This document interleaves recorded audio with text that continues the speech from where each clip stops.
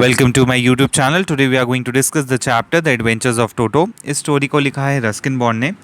ये स्टोरी का जो सेंट्रल कैरेक्टर है वो है टोटो, जो कि एक मंकी है। ग्रैंडफादर, जो कि ऑथर के ग्रैंडफादर यहाँ पे डिस्क्राइब करे गए हैं, वो एक एनिमल लवर के तौर पे दिखाए गए हैं। उनको एनिमल से बहुत प्यार था। एक टोंगा ड्राइवर के पास उन्होंने टोटो को देखा जिसको एक फीडिंग ट्रफ से बांधा गया था, और ग्रैंडफादर को ये लगा कि शायद ये एनिमल यहाँ पे मिसफिट है और उसको अपने प्राइवेट जू में रख सकते हैं। तो उन्होंने 5 रुपये देके उस मंकी को ख़रीद लिया उस टोंगा ड्राइवर से।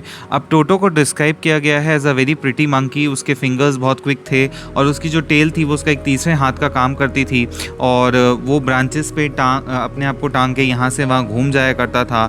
और उसकी जो प्रेजेंस थी वो ग्रैंड मदर से छुपा के रखी गई थी, क्योंकि टोटो एक मिस्चीवियस एनिमल था। इसलिए स्टोरी में बताया गया है कि उसको ऑथर के रूम में एक वॉल के पास बांध दिया गया था।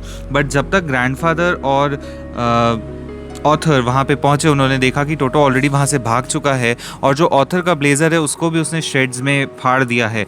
बट ग्रैंडफादर कहते हैं कि वो बहुत ही क्विक मंकी है और उसका ब्रेन बहुत स्ट्रांग है, और वो अगर थोड़ा टाइम दिया जाता तो शायद वो उस ब्लेज़र की रोप बना के भी आगे जा सकता था।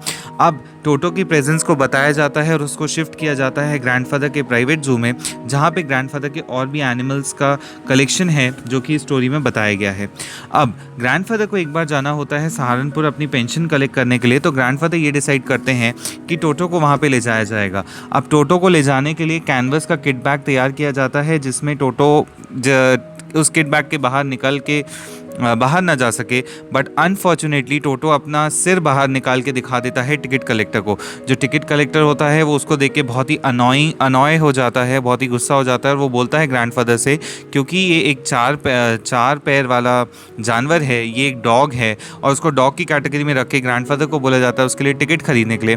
तो इस बात पे ग्रैंडफादर को भी गुस्सा आ जाता है, और वो अपनी पॉकेट से अपना टॉर्टोइज निकाल के दिखाते हैं। बोलते हैं हाउ मच शुड आई पे फॉर दिस। बट देन वो बोलता है कि दिस इज़ नॉट अ कॉर्डरप्ट, ये कोई जानवर नहीं है और ये डॉग नहीं है। तो ग्रैंडफादर को इस बात से खासा गुस्सा था कि टोटो को एक डॉग की कैटेगरी में रखा गया।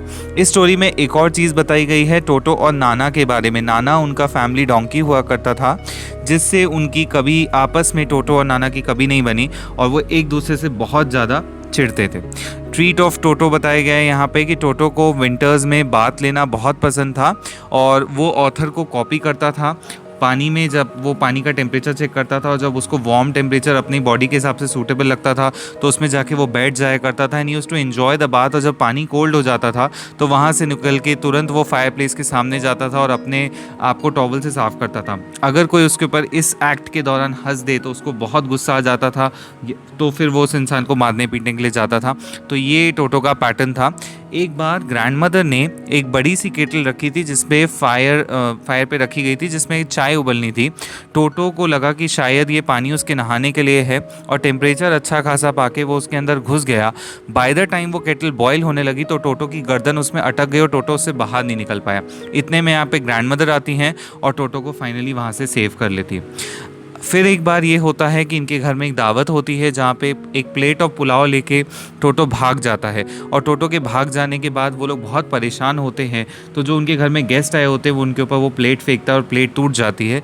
क्योंकि घर में इस तरह के फ्रीक्वेंट लॉसेस होने लग जाते हैं और टोटो काफ़ी एडवेंचर्स दिखाने लग जाता है, तो ऑथर और उसके ग्रैंडफादर ये डिसाइड करते हैं कि टोटो को वापस कर दिया जाए, और वो टोंगा ड्राइवर को उसको 3 रुपीज़ में वापस कर देते हैं। ये जो स्टोरी है, ये स्टोरी काफ़ी प्रोलॉन्ग स्टोरी है, और इसको द मंकी ट्रबल के नाम से रस्किन बॉन्ड की किताब में लिखा गया है।